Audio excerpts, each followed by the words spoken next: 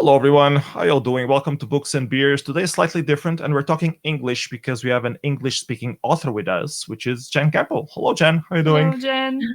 Hi, thank you for having me. It's nice to be here. So Jen is a booktuber and she's also an author, and we originally knew her from booktubing. It was one of the biggest booktuber influences that Christina had. Yeah, it was one of the first booktube channels I watched. It was yours. And so we got a lot of books that was because of Jen Campbell. Yes. And we will have some sort of reckoning which ones are the best. We have like a pile of books here that we will show. Yeah, but throughout. we have more in the background. You see, like we have more shelves like this full of books, and I think I can blame you in the good way with about 50% of them. So 50? That's okay.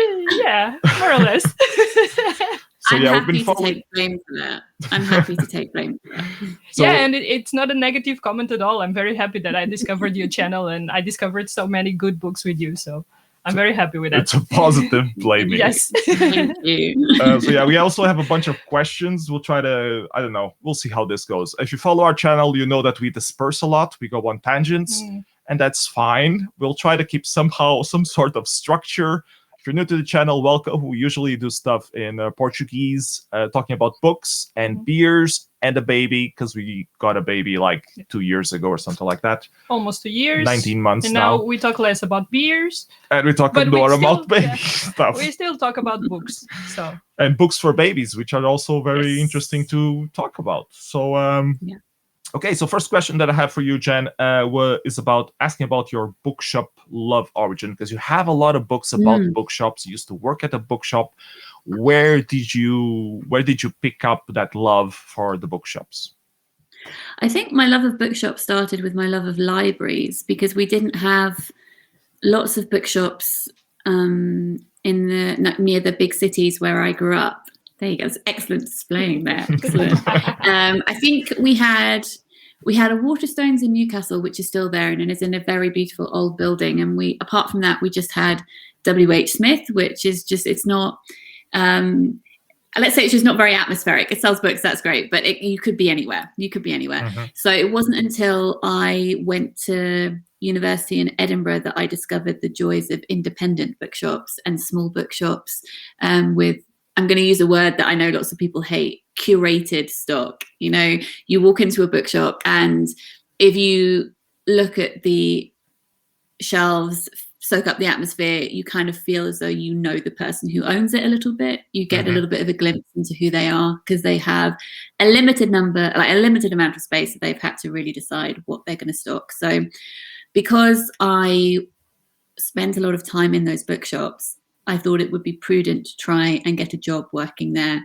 so that I could get a staff discount and also have a great time and also learn more about, I guess, the end point of publishing, because that's what bookselling is. And I had thought about maybe after graduating going into publishing. Ultimately, I wanted to write books though. So for either of those things, I just thought I want to learn more about the industry. You want to be so in the I've area. always, exactly. So I've always loved bookshops and libraries, but it wasn't until I was maybe 18, 19 that I found a couple of bookshops that I really loved the place of, you know.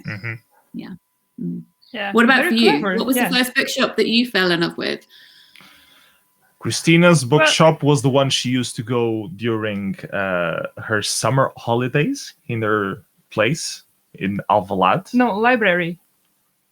Okay, that was a library. That was a public library, and actually it was open mainly during the summer because it was to keep the kids occupied during summer holidays. Yeah, and it was very nice. It was a very small place, but it had not only books, it had video games. So we were talking about the end of 80s, beginning of the 90s.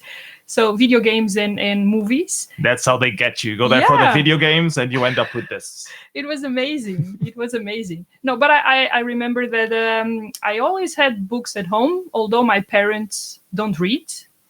But it was in a time that there was this kind of subscription service that the person would go to our apartment, to our door, and then it would give us a magazine and we would choose books. So my parents bought encyclopedias and classics. And we had those at home. Yeah. And then I found the library, and then everything opened up. And yeah, we ended up with tons of books. Once she started having money, she started compensating for not having as many books. Yeah. I think that's completely allowed. I used to love that. We used to get catalogs like that from the book people that you could tick off and send off if you wanted to. And I always remember the Scholastic Book Fair that would come to our school every year. So they would bring, I don't know if you have something similar over there, but they would bring books in metal cases, and they would open them, and there would be bookshelves inside. So they would set up in a school hall once a year. I never had that. Me neither. It sounds around amazing. World Book Day. I don't know. But so that sounds very British British kind of thing. That doesn't sound like a Portuguese thing. It's only like recently that we started paying attention to the World Book Day, because it wasn't a common celebration here in Portugal. And UK, there's a lot more culture about having books and reading books. In Portugal, it's still a bit not as commonplace. Of course, in school they incentivize you to read, and there's always school libraries and that kind of stuff. But it doesn't feel like, it's not like a noble profession to become a writer. So it's a bit shameful in a way. Like, why don't you get a proper job? We have that here too. Don't worry, we definitely have that here too. Or at least people never expect that you're going to be somebody who's going to be able to make a living out of that. And then then they respect it. But if you're starting out, it's not respected. It's exactly seen as a silly thing to do. It's exactly the point where you need people, the encouragement. Yeah, the encouragement, and it's when people don't give it to you. Same thing with being all sorts of artists, I guess. It's very rare to be an artist of some sort that gets that encouragement. We're talking about getting published. You learned a lot about that. So what would be your advice for new authors right now? How do you get published? Because a lot of people have their first book, they send it out, they get rejections.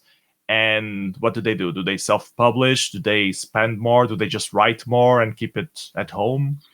What's your recommendation?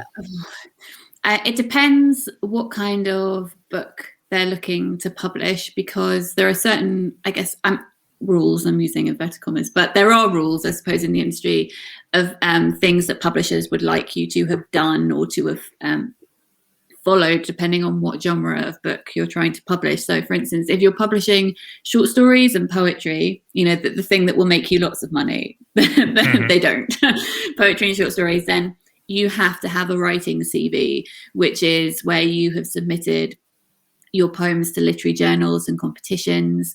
Most poetry publishers want you to have had about a third to half of the poems in your book to have been published somewhere else first, so that they know there is a market for your book and that readers already may be familiar with who you are, and also to show that you've invested time in getting to know the publishing world, especially the poetry publishing world. It's very different to the fiction world, for instance. I would say poetry is quite insular.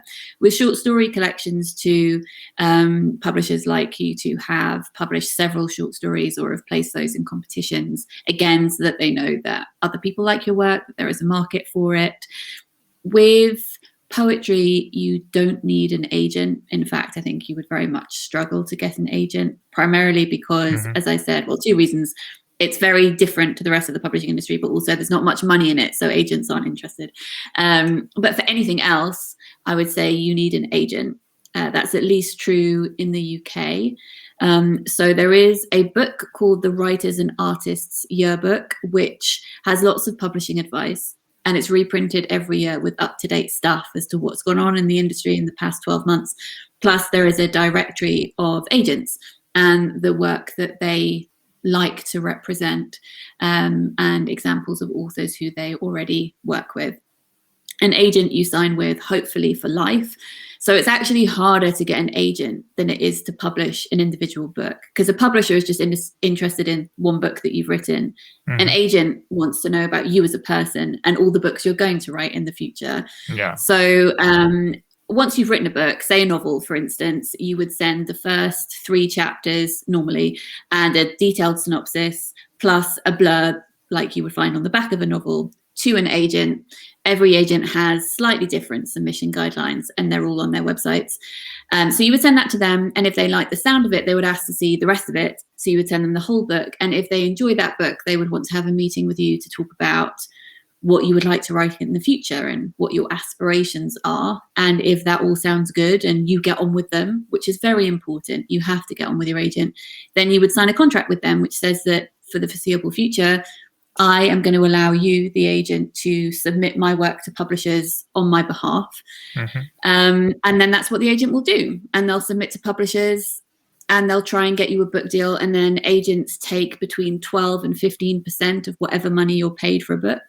But they pay for themselves because they are there to negotiate the payment. Like if the publisher says, we offer you £2,000, agent will say, no, we want 4. So they will, what they're, and they know what the they business take a bit better. So exactly. They know the right editors who would like the kind of work that you have written. So yeah, just keep trying. And if you're trying to reach publishers without an agent, I would strongly suggest going down the agent route. And if you're still not getting success, then yeah, revise what you've written. You could pay a freelance editor to look at it and talk to you about it. See if they think it's structurally sound, if there are any things that you could work on to make it better before submitting it again.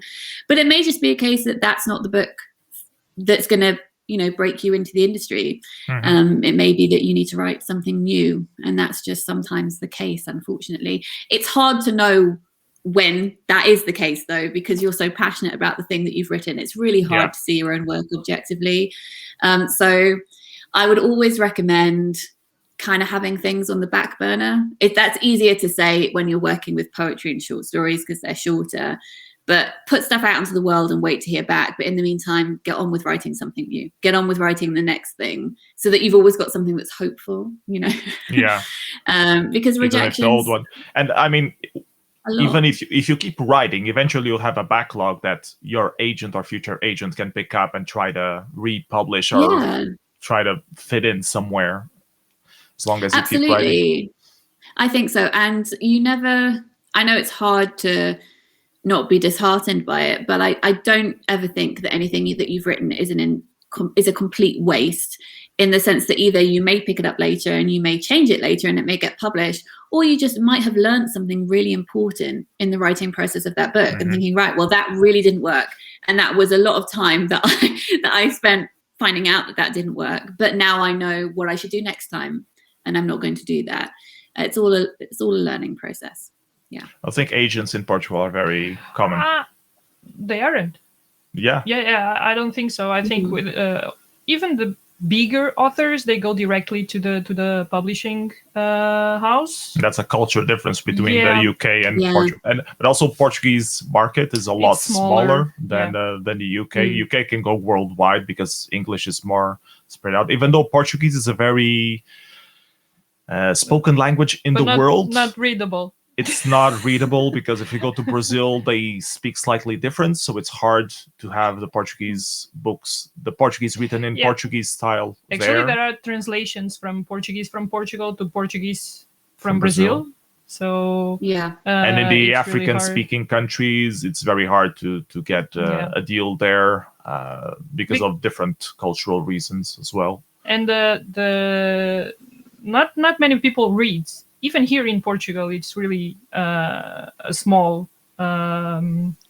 niche. Like not many people read. Yeah. It would be, but yeah. Thanks for that answer. I think that's very insightful. I come from the independent publishing, but in the size of music. And I've been having my own label for like 20 years doing independent music. This was in the boom where internet started becoming more commonplace. And there was a sort of a revolution in terms of music publishing where you could have stuff at almost zero cost. So it was easy for anyone to set up their own label. And I've been riding that wave. And I've been translating that to the book world here in Portugal and trying to put out new stories by new artists. But the problem always comes down to distribution because it's really hard to get people to come find the material. And the same way for authors, it's really hard for them to reach the market if they don't, know the right publisher. It's hard to have the network of contacts. And even if your work is good, if you don't have name, the publishing might not want to pick you up just because you're not famous enough. They know they probably won't sell. So it's really hard to, but I guess a publisher has more contacts like getting good reviewers and stuff like that to make that work. Yeah, but it's a business, so they need to think about numbers at the same time, not only publishing just because they like it or it's good. Well, if it's good, it will sell, but they have to think. Doesn't always sell. That's the thing. Yeah, true. It has to be known. There's some stuff like I read, was it Foundation by Asimov? The first publishing that he did, it didn't sell very well. And then like 10 years later or something like that, they republished it and it's sold like cupcakes and became one of the classics of science fiction. Yeah, but a lot of classics, the authors in life didn't receive anything, so they were famous after dying. I think there are so many different factors. Sometimes it's the time that a book is published. Maybe it taps into accidentally something that's relevant at the time that it comes out, which is often an accident because they wrote it years ago. It takes so long for it to be published. And sometimes, publishers pass on things that later are found to be successful or potentially could have been successful if they just had that support because they are good. And sometimes publishing is full of self-fulfilling prophecies, that they think that something won't sell. And if they have an idea about that particular thing not selling, they don't invest in it. And therefore it doesn't sell because they didn't put anything behind it. It's really hard to break out of that cycle, definitely. Yeah. Other questions that I had for you was about the Girl Aquarian poetry book that you were involved. And I think your latest is Outsiders. Both of them are poetry books. So you focus a lot on poetry. Is that your main thing or just happens when you're creative? Outsiders is actually short stories. That's a short story collection by lots of different people, which was fun to be part of. Poetry is definitely the thing that I've written the longest. It's the thing that I've written since I was 8 years old. It was the first thing that I had published when I was 11, which I was not particularly good, but I was 11, so it's fine. And so it's the thing that I go back to time and time again. I think because of how experimental it is, I think you can really play around with imagery and form in a way that is not as easy to do with other genres. Or it maybe isn't as saleable, going back to what publishers like if you do it in other genres. You can be experimental with nonfiction, you can be very fragmented, but some publishers don't like that. With poetry, you can do anything because it's poetry. So that's really fun. I had my first poetry pamphlet. So you tend to do those before you do a full-length book. It's about 25 poems, and you do that with a small indie press. And I was published by the Rialto, who also do a poetry magazine. So it was called the Hungry Ghost Festival, and it was 25 poems, and that was in 2012, nearly 10 years ago. Wow. And it really does. And then my first full-length poetry book was published in 2019. So I was just it was organically growing over the years, obviously with my input, not on its own. Did you reuse a lot of the early stuff, or did you rewrite most of it? No, I think I included maybe 3 or 4 poems from the pamphlet in the book. Everything else I put to one side. You grow. I mean, it's a long time ago, and it's weird to look back at your older work and you think, oh, I'm not sure I love that. It also depends what kind of book you're trying to do, if it's like an anthology of sorts or if it's something focused on a specific theme. Yeah, but poetry is very personal, so you put a lot of yourself in the poetry. So it's not like writing I never wrote a book or poetry, but whatever.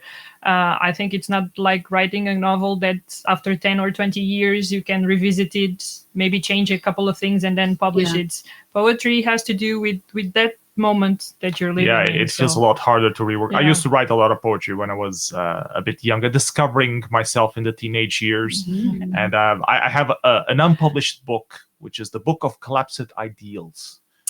Maybe one day. Maybe one day. But I read it now, and some parts are okay, like interesting, okay, and others are just no. I mean, to be fair, if you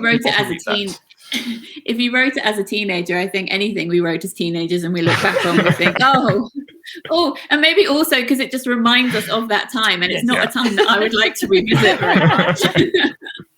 But I would agree that poems are hard to rework into entirely new things. Because it's a snapshot of the person that you were in that moment. And I would definitely say that the poetry pamphlet from 2012 was very reminiscent of that time. And I still use a lot of the same themes. I'm still discussing like the history of the freak show and disfigurement, disability, girlhood, the sea, a lot of nostalgia towards the north of England where I grew up and the countryside, but I definitely write them in a different way now. And it's interesting to see that growth, you know, it's fun, if a little cringy when looking back on the old stuff. You're talking about that, about the stories of the North and stuff like that. And I remember I read the beginning of The World in the middle of the night when we were originally planning the first interview. So 2-3 months ago. And then the lockdown happened and it's got delayed. But I read that and there were a couple stories that really touch on those topics of being misunderstood and being in the middle of a backwards town, sort of say. And I remember about that. And I wanted to talk a lot about you. Well, we don't have time to talk a lot, but I wanted to talk about this book. I really liked it. So thank you, Jen Campbell, for writing it. I really love the magical surrealism that it has, because I love that in stories. Like Neil Gaiman's one of my favorite authors. And I felt some Neil Gaiman vibes in this, but mixed in a lot of different influences. So so very well done in that regard. And I like the macabre that you have in it. And I like the fairy tale twists in it. So I really enjoyed the book. It was really interesting to read. So thanks about that. Thank you. Yeah, I still need to read it, though. And she likes macabre and horror stuff as well. So I told her, you really need to read this. But yeah, but some other books got in the way. We divided efforts. Okay. We divided efforts for your interview. I read Yeah. this one and she read the bookshop book, because we had them lying around for quite a while but haven't read them yet. And she sort of read the bookshop book. She read like half of it. That's okay, but you can dip in and out of it though, because it's like, you know, this is more like a coffee table book for me. Yeah, absolutely. Just this. It's not a story in itself, although it has tiny stories of the libraries in it. So you kind of go through it just in different days. These two I just loved. Yeah, Like, those were the first ones we read from you, and it was just hilarious. rolling on the floor laughing. The sequel from Anne Frank is the one that really... Yeah, we are waiting for that one as well. You know, when the book came out, and maybe even before that, because maybe it was in a blog post, for anyone who hasn't read it, I did have a customer who came in who said that she had loved reading Anne Frank's diary and had she ever written a sequel, because she thought that it was a novel. And I just couldn't believe that someone had read it thinking it was a novel. And it just baffled me. But I couldn't believe how many booksellers told me that they had the same question. Similar stories. So it wasn't, and I was just worried for everybody then. I was just like, okay, all right, we need to do some history. Because it's like the person scary. read the book, they should know it's a true story. It's not as if they just heard of Anne Frank or something and it was just, they spent a lot of time with her. And yes. So that was worrying. But no, the Weird Things Custom Saying bookshops were my first books and they were fun to do. I felt a little, not mean, but it is a little passive aggressive. You didn't name anyone, so I know, but I was always terrified afterwards that someone would recognize themselves in the book and come, because I still worked in the bookshop, would come and shout at me. But the thing is, I think that someone could read themselves in that book and not know it was them, because I think we're oblivious in that moment when we say something that's ridiculous. We just don't know. And I'm sure I've said equally ridiculous things in other scenarios, to other people. So no one ever did come and shout at me, which I'm very thankful for. I want to hear you speak a little bit about the creation of this one in particular. Like, the stories seem to be somewhat disconnected, but with a common theme. Did you write it all in one go, or it's just like assembly of different short stories that ended up making sense together? I think I wrote about half of it in a 6-month period, because I'd been writing short stories for quite a long time, for most of my 20s. and getting them published in various places. So I had a few published stories, and often short story collections come together in two different ways. Either you sit down and you purposely write a short story collection, or sometimes I would say, probably in the case of someone like Neil Gaiman, he writes lots of short stories alongside novels, and then every so often I'm sure his publisher says, can we put them into a book, please? So we get rich with this, please, because we have so much of it lying around. Exactly, he's so prolific. So mine was a little bit of both. So I did have some short stories and I wanted them to be a book. And I had approached Two Roads, who are the publisher who did publish the book, and said, would you like a short story collection? And they said, yes, please. And then gave me a deadline. So then I wrote the rest of the book. I think, I'm trying to think about the connections between them, because you're right, there are connections. None of the characters reappear, but the themes are definitely interconnected. And it wasn't deliberate in the sense that I sat down and thought, what would make a cohesive short story collection and how can I bring everything together? But I think it's just more a case of these are themes that I enjoy writing about in general and explore in poetry and short stories. So inevitably there are going to be thematic collections just because I wrote them. So there are themes of, I suppose something that I noticed was creeping in, and maybe then I more consciously included it in following stories, was the fairy tale element, was the fact that characters in this collection don't necessarily retell fairy tales, but they think about gruesome fairy tales as a way to comfort themselves or to justify horrible things that they've done. In the case of the first story in the book, which is the most horrible one, I wanted to put the most horrible one at the beginning in case anyone picked it up in a bookshop, because I didn't want to. No. Is that like a filter sort of thing? Okay, like on their read this, and if they reach the end, they see the gruesome whole picture, and they'll never pick up the rest of the book ever again. Now I'm very curious to read it. Now I will pick it up immediately. It was definitely as a filter, because I wanted people to know what they were getting with the book. Because sometimes, people see fairy tales, because I'm sure that's mentioned on the back somewhere, and think, oh, cute, Disney. And no, not cute. Old, gruesome, gory fairy tales. So I wanted to make sure that I wasn't misrepresenting the book, and wanted to have the story at the front, which is about a man who is harvesting animal organs to put inside his partner, because in this world love doesn't really exist anymore, and people have to buy animal hearts to renew love, and his partner wants to leave him and he doesn't want her to leave him, so he keeps putting her to sleep and giving her new animal hearts. He's a very, very romantic person. Just no one else understands it. I know. So he's a not very nice person, and he's thinking about lots of different fairy tales in this, including the giant who kept his heart outside of his body, which is a Norwegian fairy tale about a giant who, for safekeeping, put his heart in inside an egg in the nest of a swan. Yeah, it's a fun one. I had a lot of fun researching old fairy tales. Not necessarily for that book, but because I talk about that. I go into schools and universities. You get some workshops about that. I read about that. That's very interesting. I do. One of the things I wanted to talk about was also about the fairy tale culture, because a lot of folk stories used to have, and that's where a lot of fairy tale tales come from, used to have this gruesome, morbid, macabre, I don't know the right word to use it, element in it to sort of scare the children into some sort of rule or learning of some sort.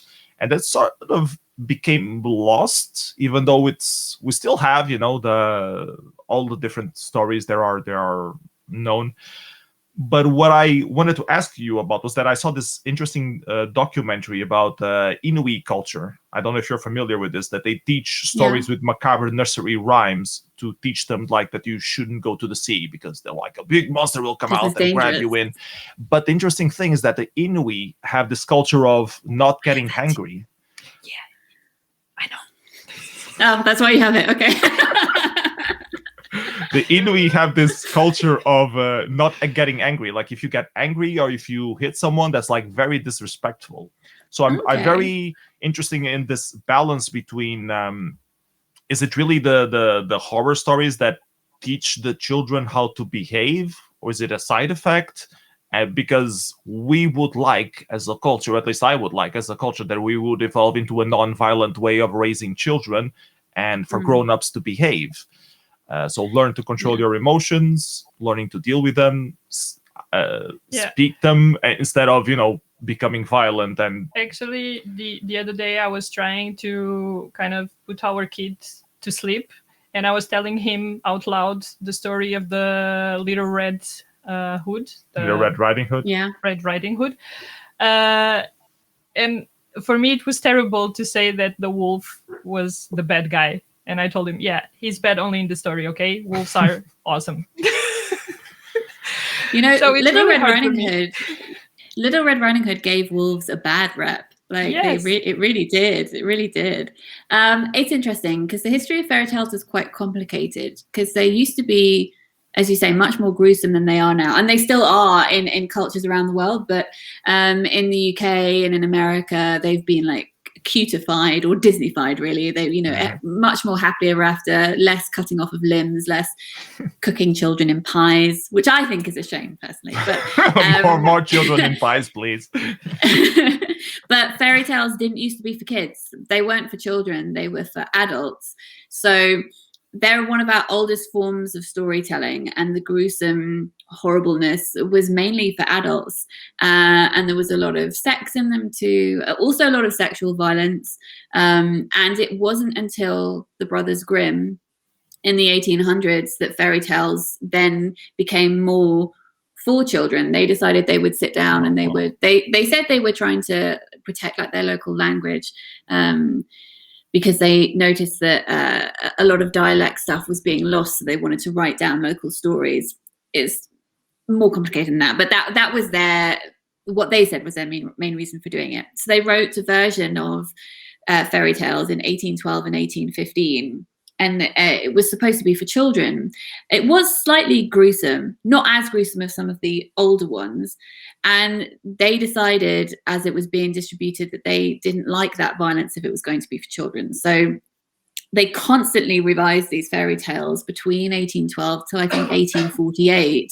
They had about 7 different versions. And by the time it got to the 1848 version, the violence and stuff a lot of it had gone, and they tried to make it, in their words, more Christian. So a lot of the mentions of horrible mothers in the book, because it was mothers who were terrible in old fairy tales because society hates women, they decided that's not very Christian, so let's make it stepmothers. Let's have it the stepmothers that are terrible. So they changed a lot of them so that would be the case. And those were the versions, the later ones, that then got translated into English. So in the UK, we never had the really gruesome old like German fairy tales. We only had the slightly gruesome in places fairy tales of the stepmothers. So it was from that point onwards that it was seen as more for children, and then Disney came along later, and that was amplified even more. I'm really and now everybody thinks that stepmothers are horrible. Like, you can have good stepmothers. Exactly. You can have good stepmothers. I remember a really awkward event I was doing at a book festival, and my dad and stepmom were in the audience, and I was talking about fairy tales. And when it came to the audience Q&A, she put up her hand and she said, "Why does everyone think that stepmothers are awful?" and I was like, this is really awkward right now. Well, I'm glad you asked your question, random person that just happens to be my stepmother. I know. But I find it interesting what you're saying about the Inuit culture, about having like violent stories, but then their culture of behavior is very non-violent. That like separation is very fascinating to me. And actually one of my favorite fairy tales is from Inuit culture, which is called The Myth of Sedna. And it's about a princess called Sedna, whose father wants her to marry someone. And actually, I think I mentioned it in the last story in The Beginning of the World in the Middle of the Night. Her dad wants her to marry someone, and she doesn't want to marry anyone. So she says, I'm going to marry my dog if you want me to marry someone, because I love my dog, so I'm just going to marry my dog. And her dad gets really cross, and he drags her out to sea. and says, you must marry a prince. And she again refuses. So he throws her over the side of the ship and she's clinging on, and he grabs an axe and he cuts off her fingers so that she can't hold on to the boat, and she falls into the sea, and she is hugged by the sea, and her fingers turn into seals and mantis shrimp and whales and sharks. And she grows up to be a goddess of the deep and can control the sea and the waves and all the animals. So I really love that origin story. But yes, it is quite violent. It is quite violent. And I think there is that tendency, isn't there, to want to, or maybe not even to want to, but you feel yourself as parents in a moment if you're agitated and stressed and tired, you want a very short, sharp thing that would, not like an object, but like a sharp thing to say that would stop a child doing something. And, you know, don't do that, otherwise I'll call Father Christmas and tell him not to come. Like, it's a very easy thing to reach for instead of the other thing. So I completely get that. Empathizing with the child. Yeah, and exactly. all that stuff. I've been reading some positive parenting books, and they say that you should do those things. Like, if you make a promise, you just stick to it. So if you're saying that you're going to do something bad, you're gonna deteriorate the whole relationship. Like kids catch on to that, right? If you say you don't do that because I'll do this, and you threaten them with something small, and then they don't do the thing, so the bad thing doesn't happen, they'll learn every so often that bad thing was never going to happen. So you lied to me, I don't trust you. Exactly, it's going to backfire at some point. Okay, next topic, because we still have a lot and we're running out of time. How the hell did you manage to have time for everything? Because you write, you manage your Patreon, you do workshops, you do all sorts of different things, and you read.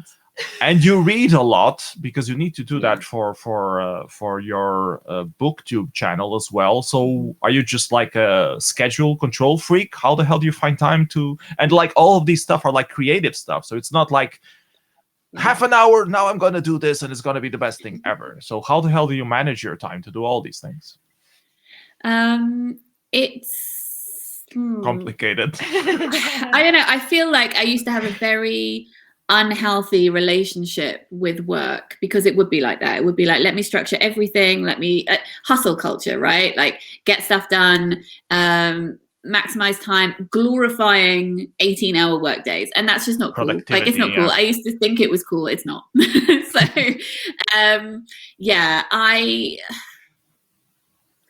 I don't know. I did a lot of long, not the long work days never happen now, but I used to do it too much.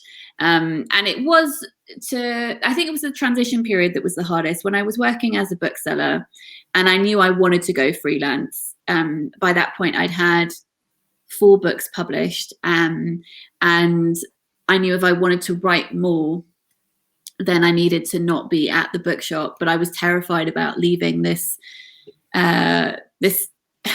It wasn't a well-paid job, but it was a reliable job. I knew I was getting paid for it, so that was worrying. Like so a comfort net, a fallback net. Exactly.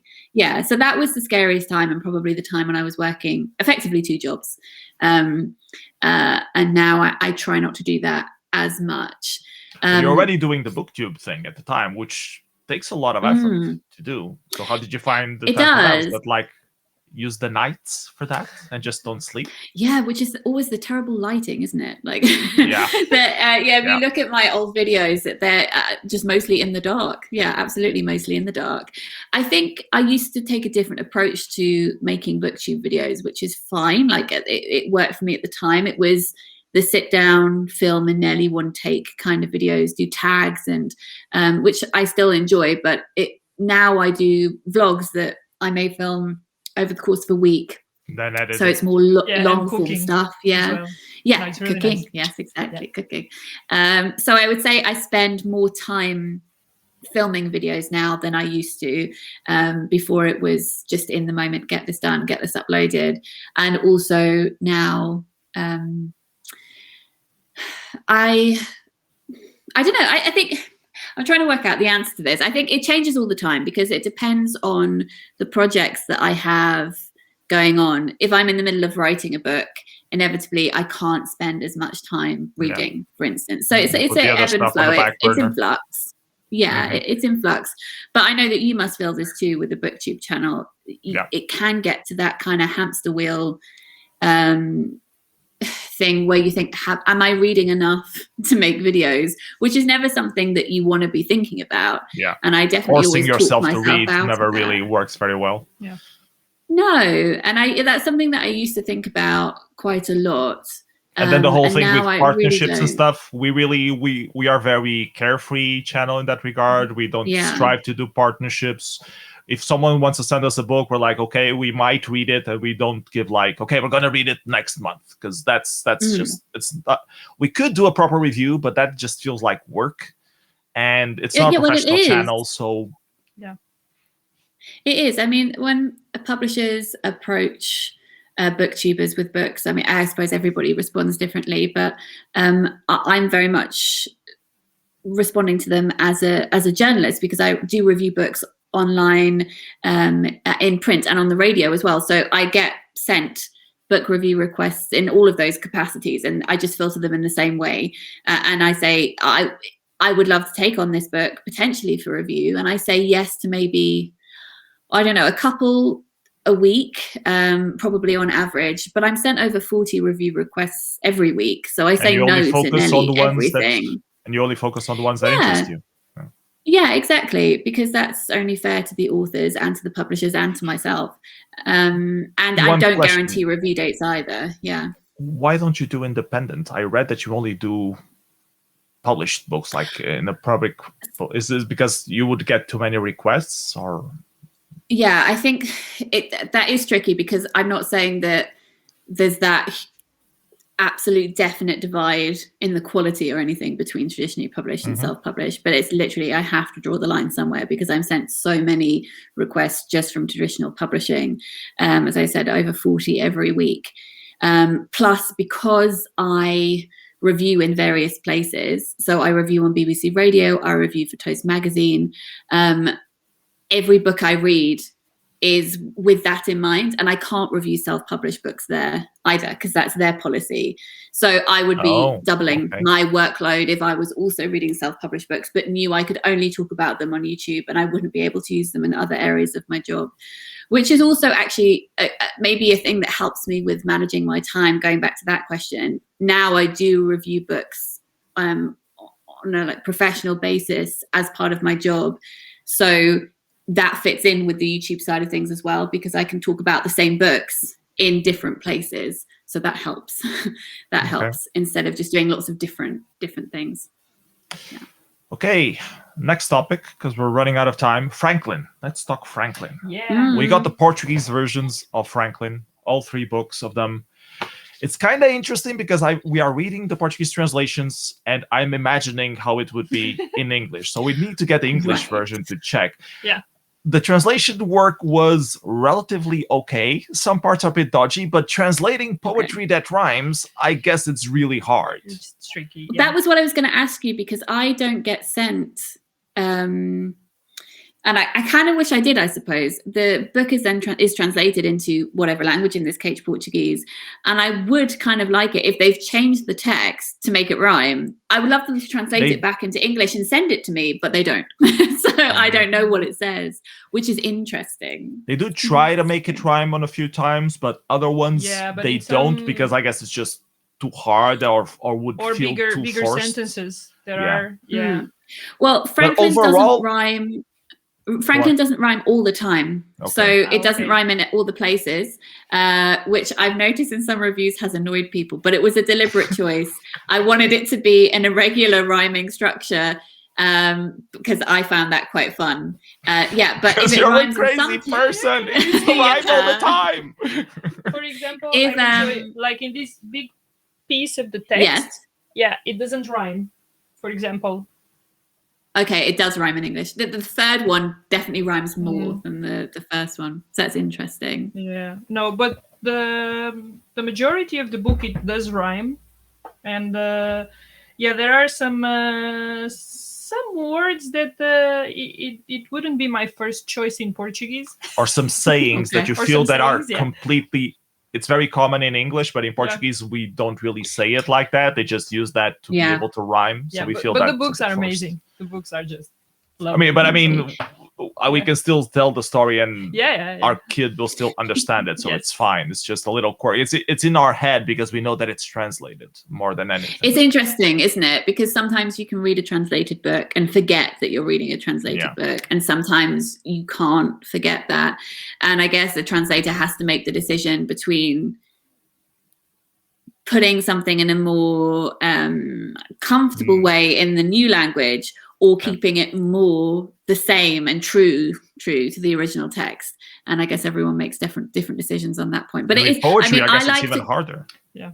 Right. I like to control things as well. I really, really like to control things. It's a bit of a problem. So thinking about that work out there that has my name on it and I don't know what it says, that's so strange to me. That's so weird. I try not to think about it too much. If they really want to see your version of it or your original version, they have to get the English version. Yeah, we didn't buy the English because we want to read this to our kids. So and he will learn Portuguese first. I think eventually we'll have to buy the English version just because we have this itch that we need to see the correct English version. I think we should do the rest of the questions first because we're going to use the whole time with the books if we start showing the books. Yeah. So one of the last questions that I had for you was about tactics that bookshops have during the pandemic to stay alive. I remember this particular story that happened with Petersfield Bookshop, where they weren't selling much. And then Neil Gaiman tweeted a tweet that they were selling online, and there was like a flood of requests overnight. It's like one bookshop. How the hell do traditional bookshops stay alive during this period? I guess they had to go online, or now they sort of reopened, but how many went down during this period in the UK? Because we know a little bit of the Portuguese way, but can you tell us about the UK side of things? Are you in touch with that? In the UK, I think it's probably going to be a knock-on effect, like waiting to see like who can pull through the other side. There weren't lots of bookshops that I knew that closed down during because so many of them went online, but it may be that later they can't recover after that period. But a lot of booksellers that I spoke to were doing quite well, actually, like surprisingly well. People needed books and need books during the pandemic, you know. So Katie at Storytellers Inc., which is a bookshop in Lancashire, she was selling lots of books. She wrote a wonderful article for the Bookseller, which people can Google if they want to. Her name is Katie, I want to say Clapham, but if you just look up the Bookseller Storytellers Inc., Katie, it will come up. She wrote a thank you letter to everyone who was buying books, and it was through Twitter. It was through that connection. People were having conversations with booksellers on Twitter and other social media platforms asking for book recommendations. So I think some bookshops were doing okay because they were able to transition online, because they had already built up social media followings and they knew what they were doing in that respect. But I suppose for other bookshops who didn't have things online, I'm sure it has been much more of a struggle. And I'm sure that I don't think we have enough data on this yet, but I would really like to see a breakdown, because the Bookseller and other places were reporting that book sales were up last year. Like they were really up. Lots of people were buying books for the reasons that I mentioned before. People needed books. But I imagine, and I don't have the data to back this up myself yet, but I'm sure it will come out. I am predicting that a lot of those sales were from a few key people. So people just, the bestsellers selling more, you know, people seeing bestseller lists and thinking, okay, well, I'll buy that popular crime book myself and I will read it. I think probably a lot of indie presses have suffered, smaller publishers, smaller authors who really rely on browsing in bookshops and people picking up their book and discovering it. The stuff that hasn't got the press coverage, to be honest. So I think some people benefited and some people really, really haven't. Okay. Which is. So I think we're just going to have to wait and see. We'll probably be able to talk about this with more clarity in a year or so, I think. Yeah. Now it seems to be, and UK is doing great progress in getting everyone vaccinated. I heard you already got your shots as well, so you're going to be able to go out and about relatively soon. So I think there will be some sense of normalcy in going back to the streets, which is horrible for the environment, but great for the human race, I guess.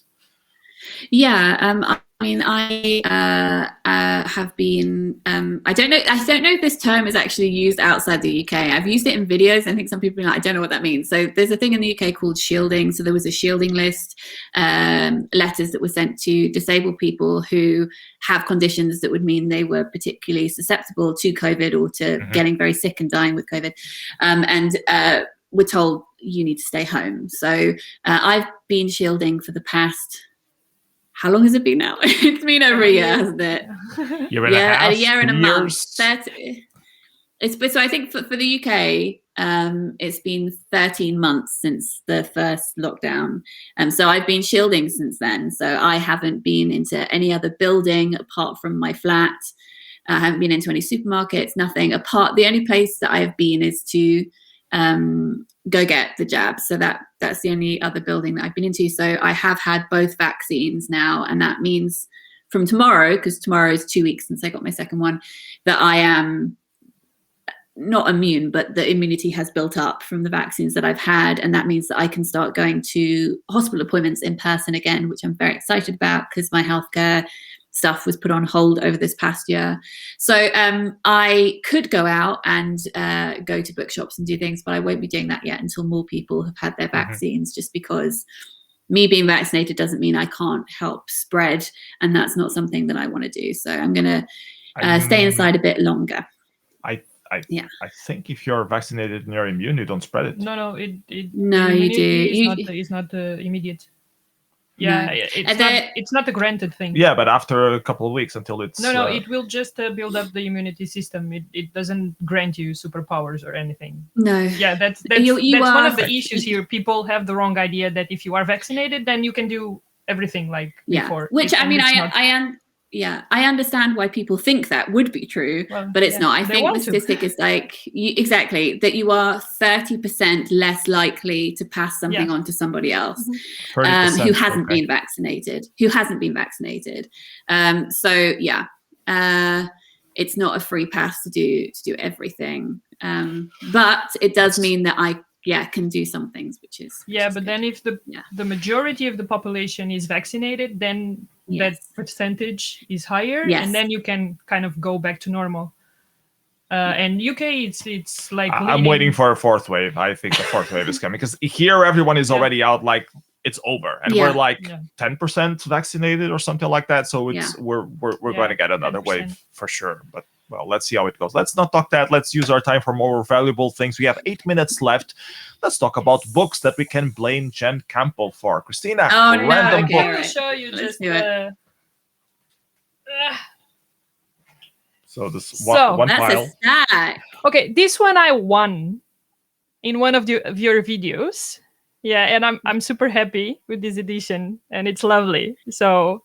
What did you won? Did I do that with Will? Was that with Will? Yes. From Vintage? Yes. And it was, I don't know, 5 years ago. A while ago. Yeah. Yeah.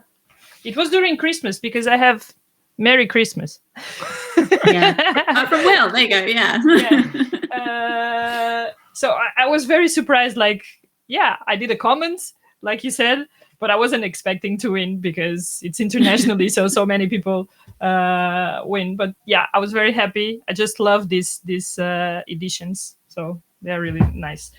And then I made a small selection of the books that I bought because of your opinion. Some of them I read.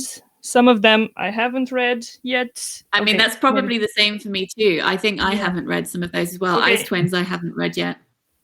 Oh, Ice Twins, I love them. The twins and the story. Should talk about them one by one. Otherwise... No. Yeah, so this one is too many books. So this one is just amazing. Then I read the other two that followed, and I didn't enjoy them as much. So this one is really, really nice. This one I read. So the title? The Man Who Mistook His Wife for a Hat, and it's really That's nice. not from me. Yeah. I haven't read that. I don't own it. Oh my god! No, Let's Let's pretend this part of the interview never happened. Oh god, sorry. That's all right. No, that's fine. I do that all the time. Okay. This one's in Portuguese? Yeah, because I will explain. I don't have the original book that you talked. Oh, Alice Smith. Yeah. Yeah, but it was the girl something. Girl Meets Boy.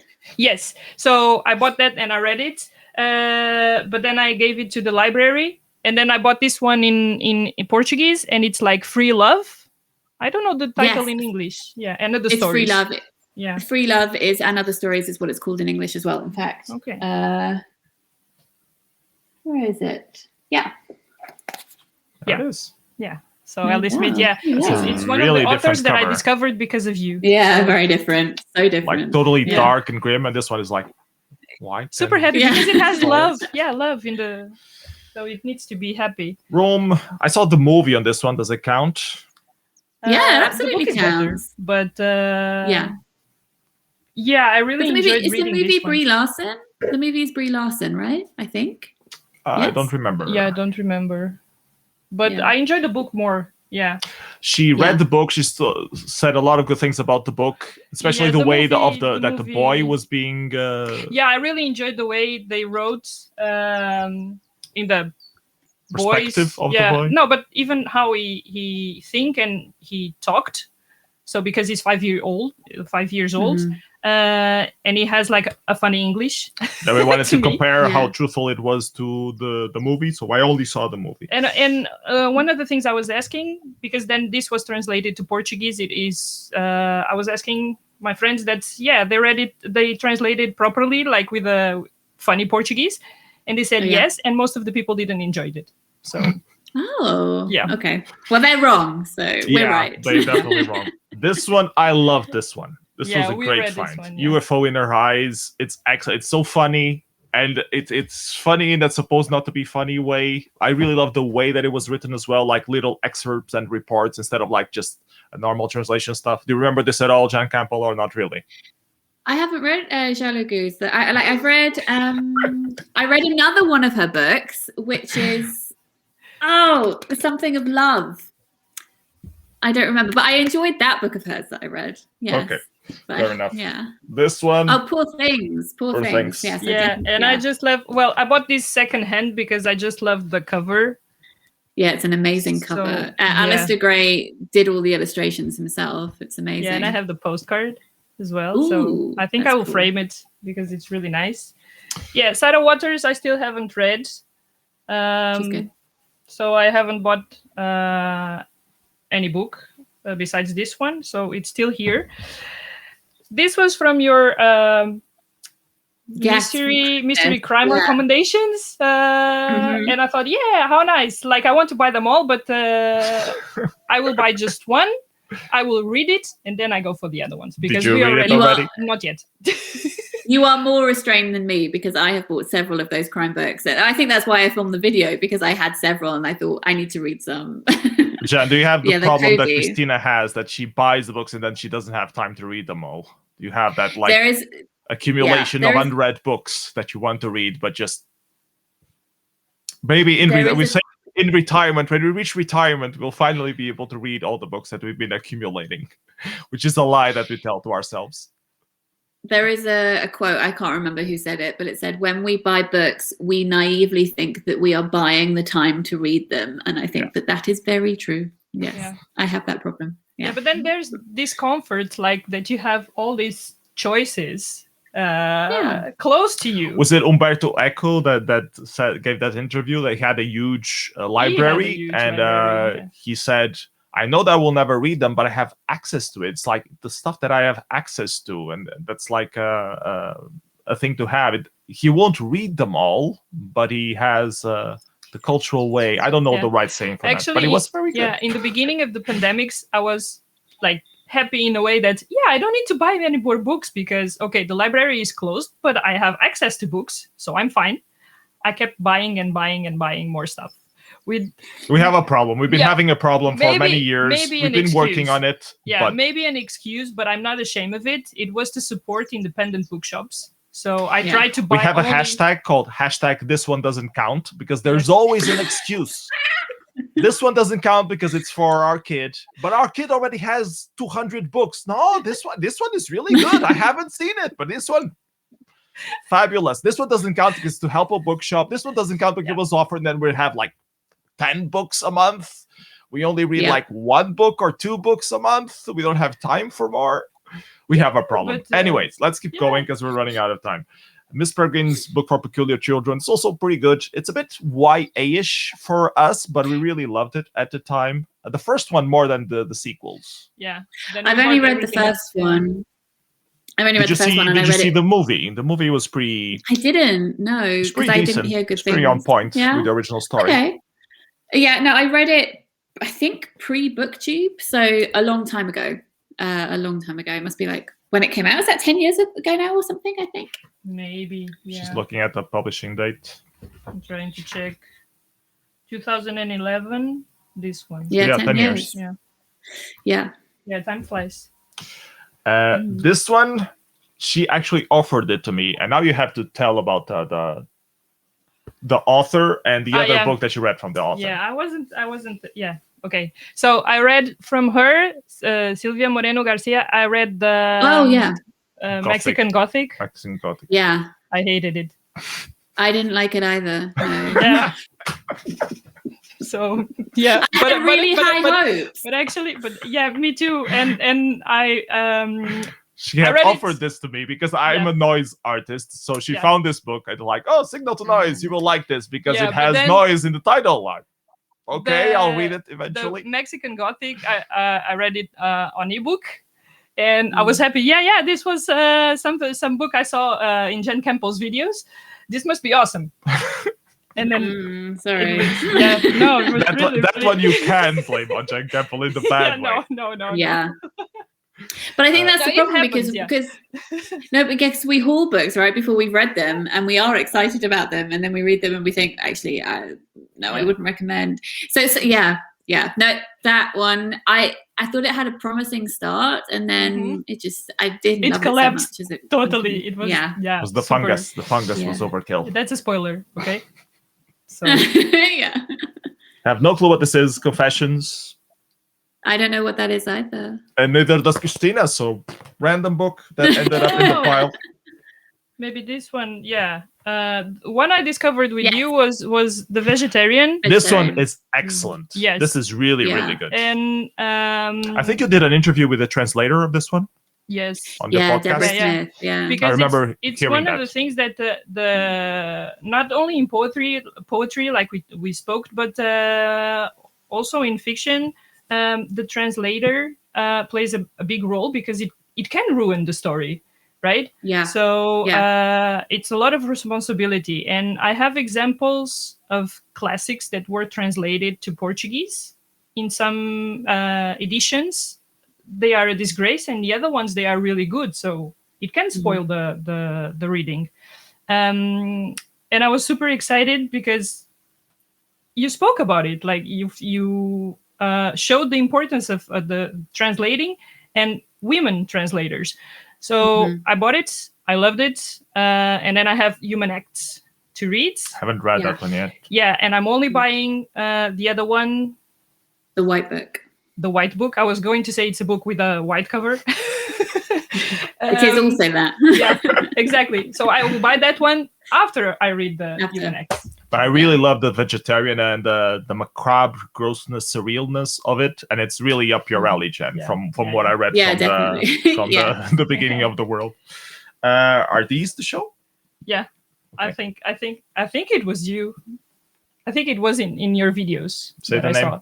I have read that one, and The Miniaturist I haven't read yet, but I've read Jessie Burton's other stuff. The other one, and I think that she's great, especially the middle grade, the one that she wrote called The Restless Girls, which was for children, which was a retelling of the oh my goodness, it's not The Dancing Princesses. Is that what it's called? Maybe that is what it's called. Anyway, girls who slip away to a foreign kingdom at night. It's very good. Yeah. I only read And this one and I really enjoyed it. Yeah. And this one Amy Bender. Yeah, I really enjoyed the idea of the story.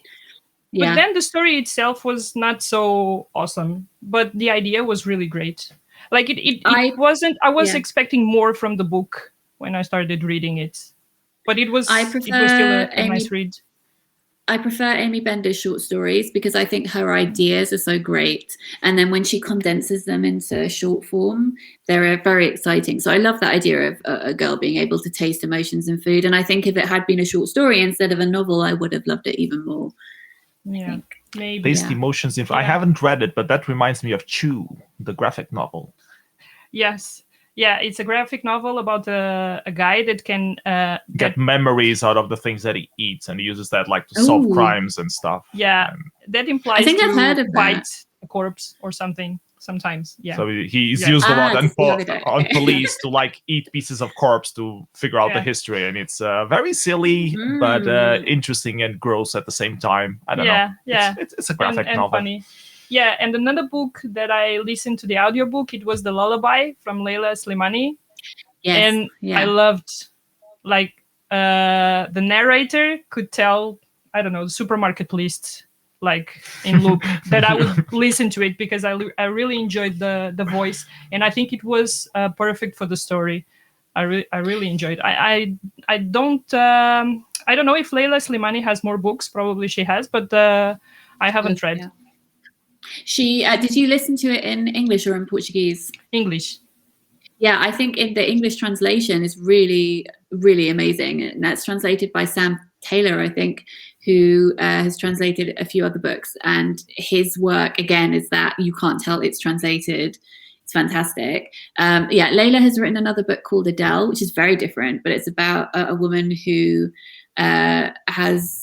she's addicted to sex. So it's a very different book. Like I bought it thinking, another thriller. And I was like, no, this is different. Okay, so it's very different, but still very well written. And then she's written a non-fiction book about, I think it's about Moroccan women, I think, but I haven't read that one yet. But she's got 2 novels out at the moment. Yeah. Yeah, and this was just a short selection. And as you saw, like I even made a few mistakes because I have, like, your channel is one of my favorites from BookTube, and also one with a girl from Australia. But I was seeing like more than 10 different channels, and this happened in the background. This is like off of. Well, we have more on the sides. Exactly. They occupy the whole living space. There are a lot of more books here. We can all just blame BookTube as a whole, right? Yes. Everyone's we had a hashtag in Portuguese, BookTube, as well, because of BookTube.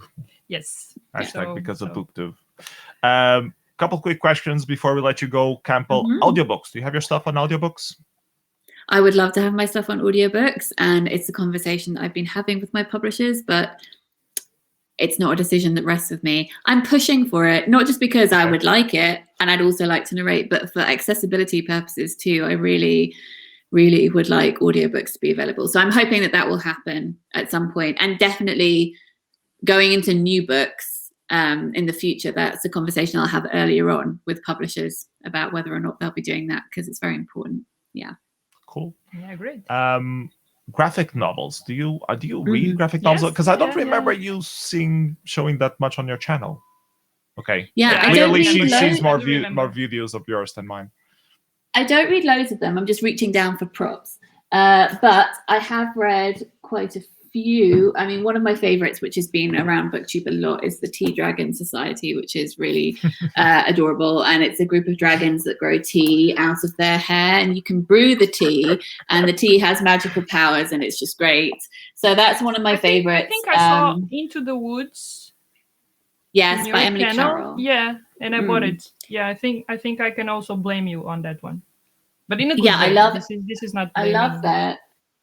She's I can't find it, but she's written another one which is somewhere on a shelf behind me as well. Yeah. Christina, any last question for Jen? Well, I don't know. I'm super happy to have you here. When he told me that he was going to invite you, I started shaking.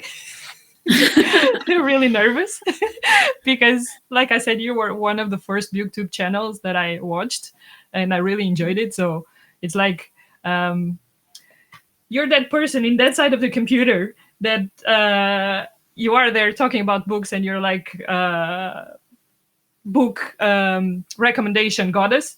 And for me, it was really, really.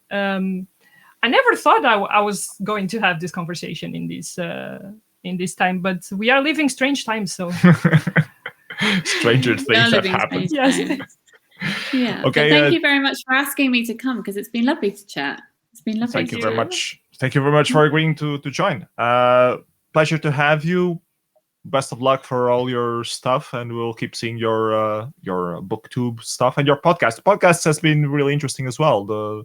Not just for interviewing the authors, but the way you do it. It's a lot more down to earth. It's just like a chat, sort of, instead of just asking this question, that question. So it feels a lot more interesting, immersive. Even if you don't know what the hell the author wrote about, you kind of get more into the podcast. So props for doing it in that way, and hope to hear more of those. Thank you.